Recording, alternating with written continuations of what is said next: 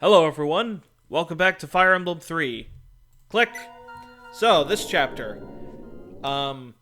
Basically, we are heading off of the Talus Island and going to Garda Port. We, went and sailed and stuff. Oh god, the game audio's loud. Let's turn that down a bit, shall we? So yeah, we go to Garda Port. Unfortunately, this place has been ransacked and destroyed by pirates. So, we gotta go clean up the mess. Because we're the janitors of justice. Oh my god, I can't believe I came up with that just now. Okay. Anyway, so this is the first stage that gives you the preparation screen. No real point fiddling around with it right now, but later on, we are going to be limited in the number of units we can bring.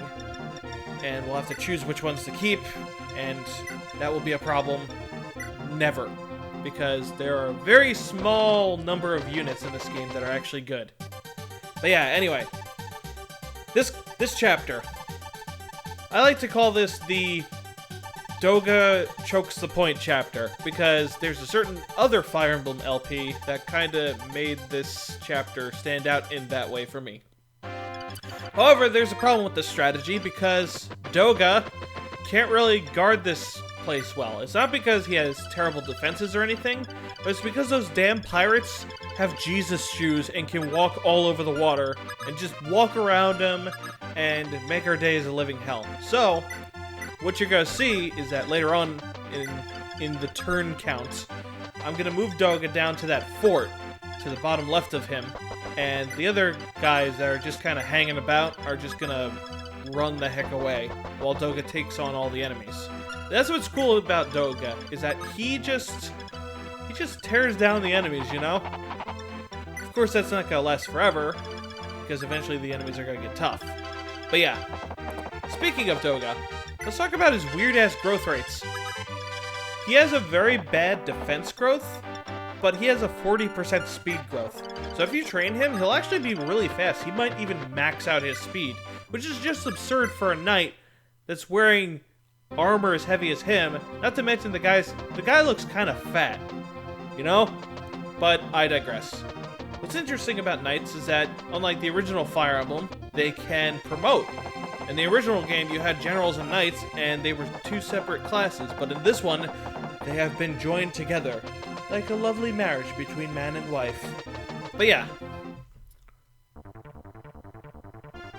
So, let me just remember where the heck I was going with all this.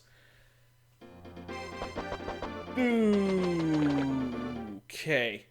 Crap. Yeah, so Doga takes care of these dudes. The rest of my dudes are just gonna hang about, and Marth's gonna run ahead of everybody and kill cavaliers with his rapier, which does extra damage. For those of you who don't know how the rapier works, is that it does extra damage to knights and cavaliers. And the way that this is set up is that the rapier has, I believe, 5 might, and that's increased to 15 might, like 3 times its might, when used against those certain dudes. So he can basically one round all cavaliers, like no problem. And it's augmented by the fact that Marth, when he's near Sheeta, gets a hit bonus and a crit bonus by 10 points each. Thank you, Mangs. Which brings me to my next subject. Supports. Yes, there are supports in this game. Oh, and this part, I stupidly put Sheeta in the way of that archer dude. So I kind of have to think that shit over. But I just put Marth in the way, and that kind of just solves the problem. Anyway, supports. Certain characters have, support bonuses when they're near each other. It's only a select few units in relation to others, and they all get the same bonus. They get 10 points on hit, crit, and I think avoid as well, but don't quote me on that.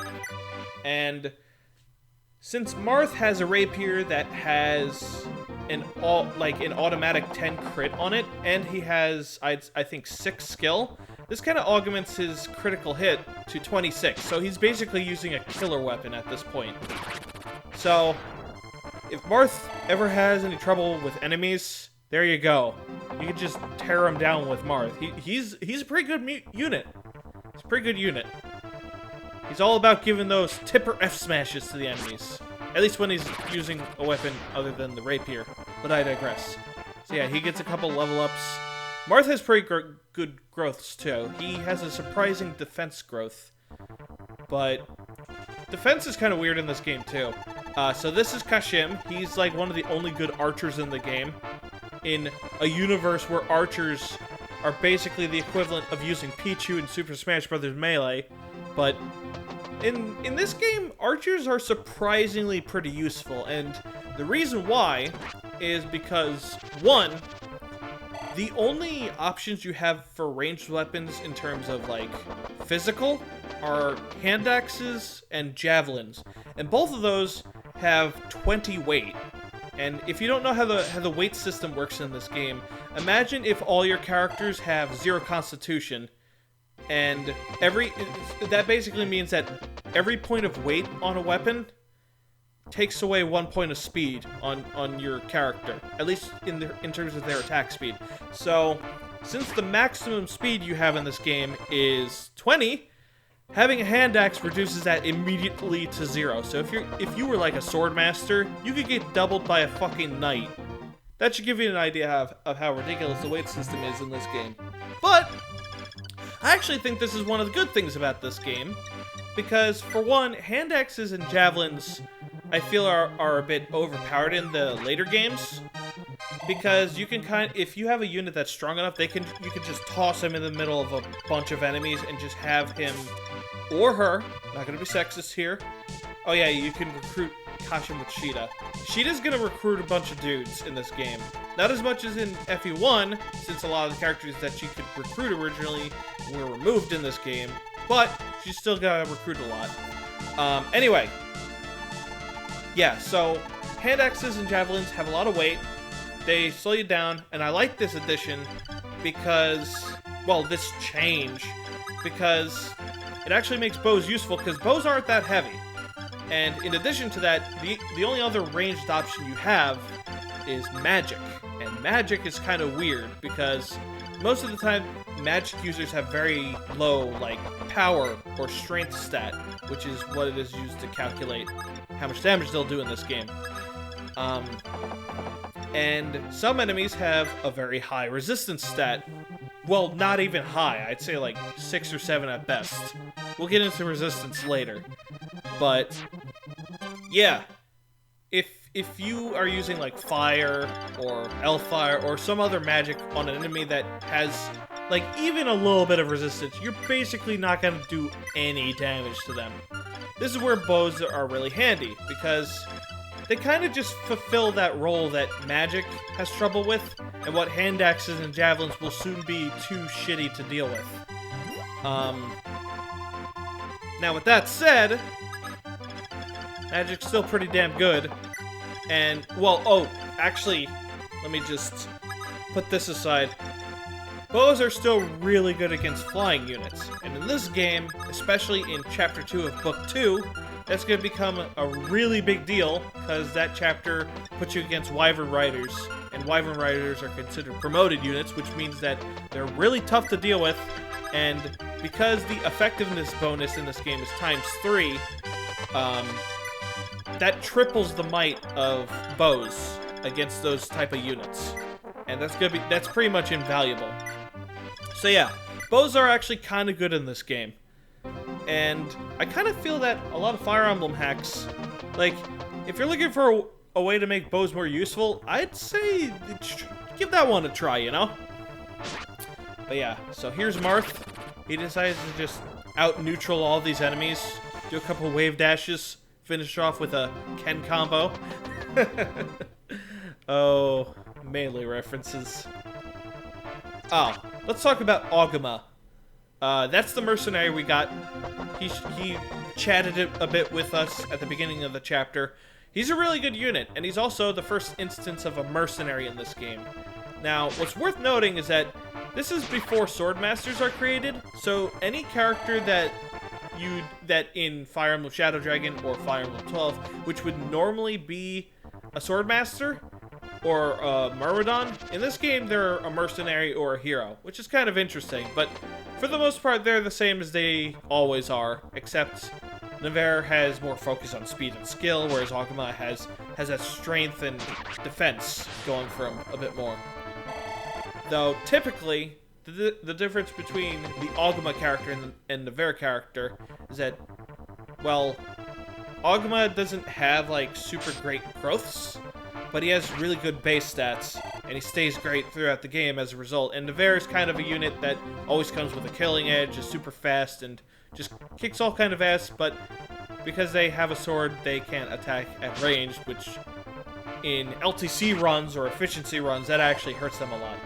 Unless you're Rutger from FE6, in which you could just say screw the rules. Anyway, I have a nice long list of things I can talk about. I think we've more or less covered everything in this chapter.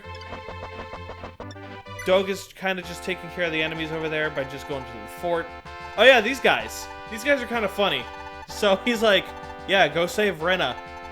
We basically started a Kickstarter campaign to fund you to save her.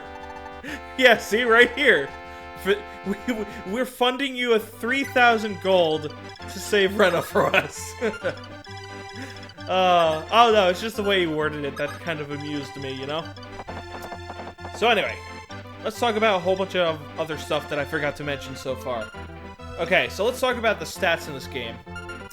Strength makes you do more damage. Skill, unlike most other Fire Emblem games, it only takes 1 point of skill to increase your critical hit rate.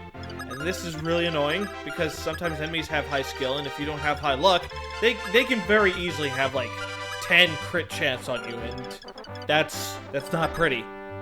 One time I was playing Book 2 of this game, and I was using Camus, and he came across a soldier with a Silver Lance, and it got a critical hit on him and killed him instantly.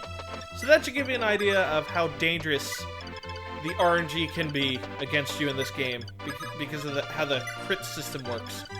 Now with that in mind, I think luck either reduces the critical hit chance of the enemy by either a half point or 1 point. I'm not entirely sure. You'll have to let me know, because I'm stupid.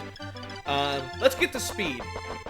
So speed in this game, I believe, gives you 1 point of avoid. Luck gives you another point of avoid. So you can get since the caps for all the stats is 20, you can get a maximum of 40 avoid, and that's not a lot. But that also problematic is that the weapons in this game have kind of high hit rates, so don't expect to dodge much. Defense is pretty important.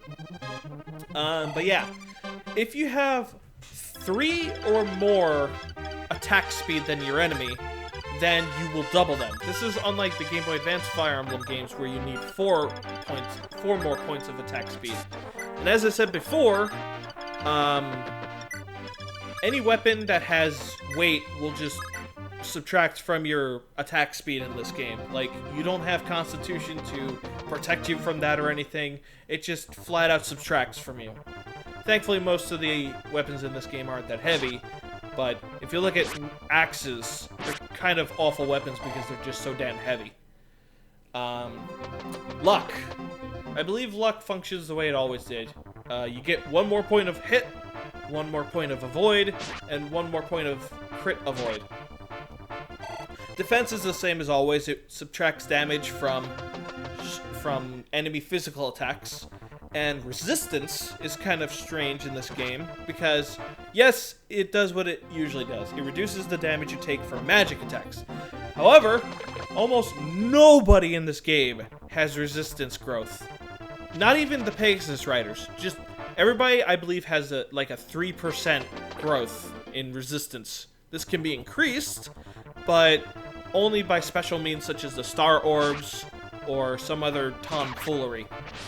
Now, I say all this, even though Sheeta actually got 1 point of resistance in the previous chapter, which I didn't notice at first, but some people in the comments mentioned it, and I'm just like, whoa! Holy smokes! That's kind of a crazy thing to happen in the game. But it's happened to me before, so I guess it's not too surprising. So let's talk about another thing, right? So I mentioned in the previous video that Cain and Abel Cain is the strength and defense dude, and Apple's the speed and skill. I got that reversed. Cain is speed and skill, Apple's strength and defense. I got confused because the last time I played a Fire Emblem game was Fire Emblem 6, where they reversed that. Let's see, I talked about the rapier. Oh, okay, so there is one more stat that I forgot to mention, weapon level. You guys have seen me rant about this already before, but weapon level is treated as like a normal stat in this game. Like, when you get level ups, see right there, Marth got a level up in weapon level. It's not like the later games where every time you swing your weapon, you get weapon level, and every time you kill an enemy, you get 2 points of twice as much weapon level. In this game, you have to get it through level ups. And some characters, like Sheeta, have a really high weapon level that allows them to use silver weapons right away. Again, a problem with the game's balance, but I'm not going to go further on that.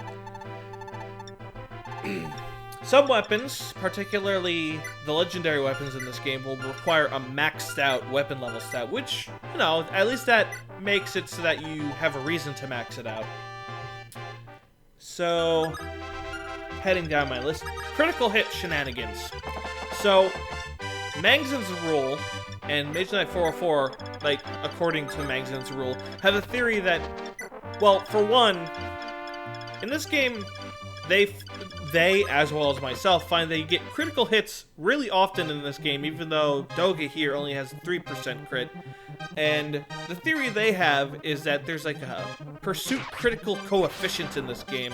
And if you don't know what that is, basically when your unit attacks a second time against the enemy, your critical hit is like multiplied to a certain extent.